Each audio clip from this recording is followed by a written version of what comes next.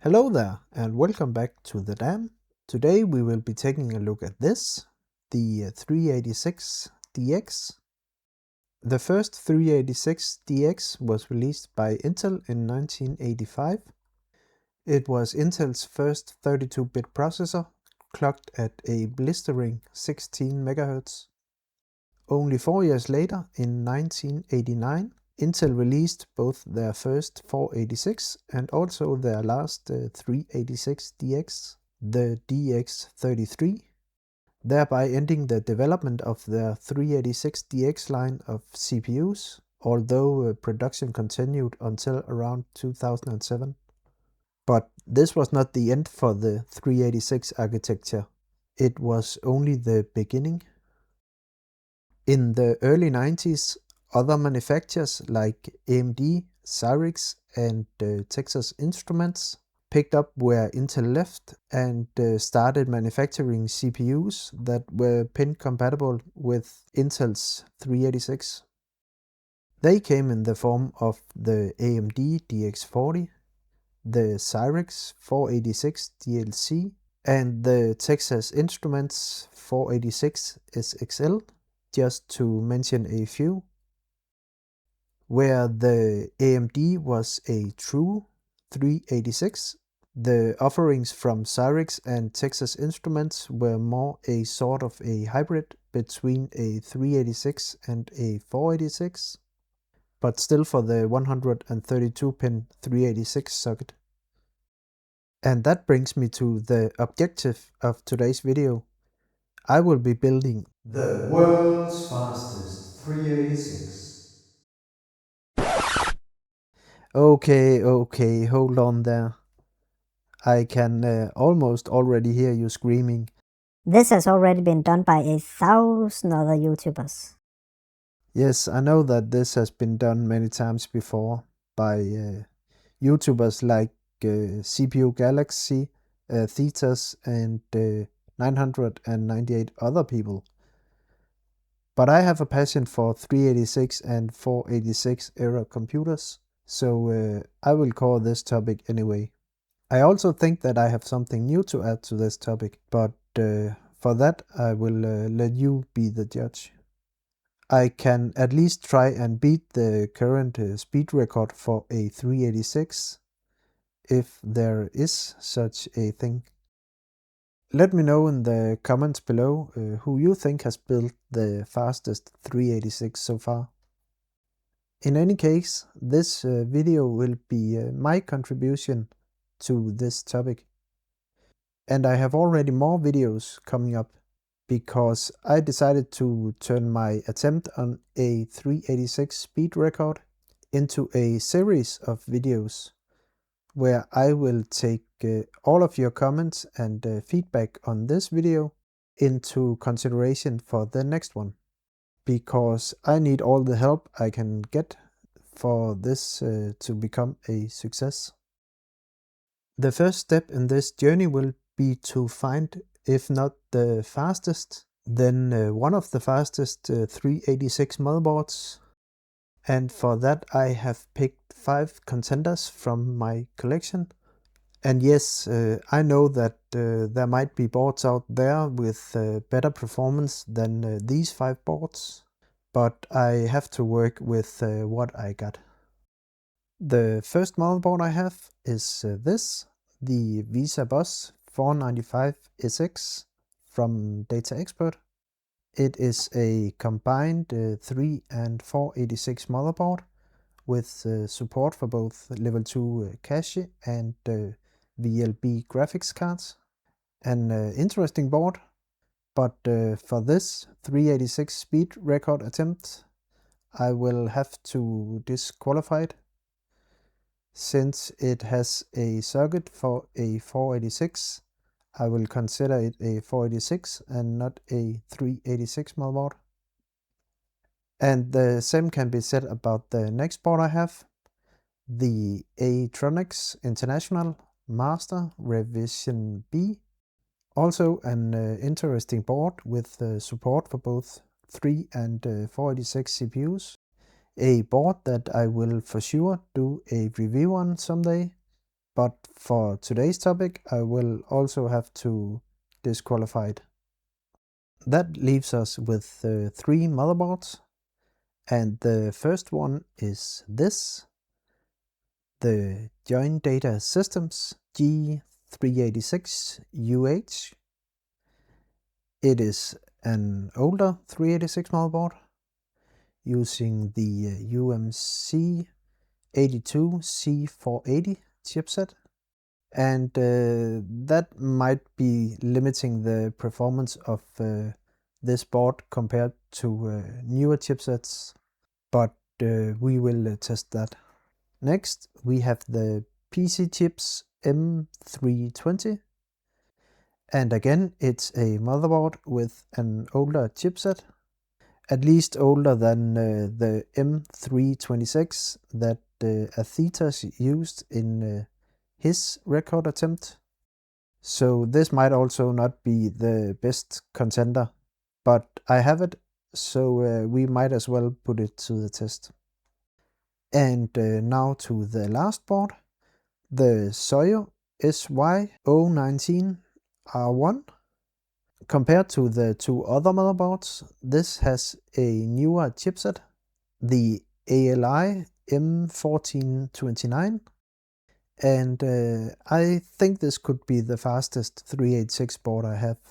But there's only one way to find out, and that is to put it to the test. But as you can see on these images, this board has seen better days. So first thing to do will be to give it some much needed TLC.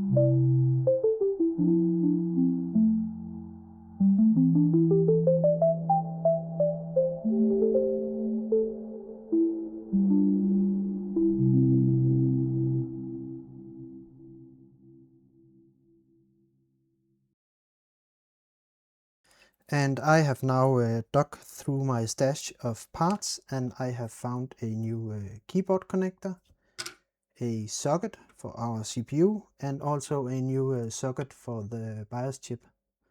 So let's go ahead and get these installed.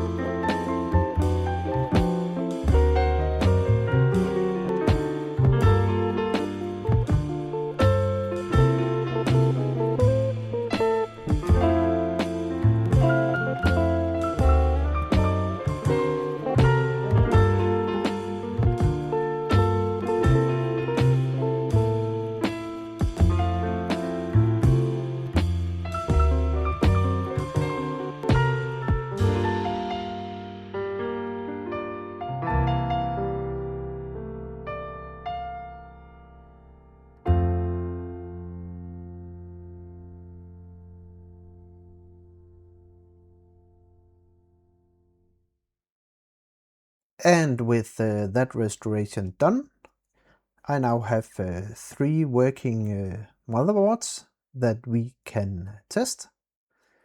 But that will have to wait for the next video. As I mentioned earlier, I want to make this a series of videos. So if you want to see these motherboards being tested and see how fast we can make them run, don't forget to subscribe to this channel. And if you like this video, I hope you will click the like button and maybe even leave a comment. But that is all I have for you today. So I will see you in the next video.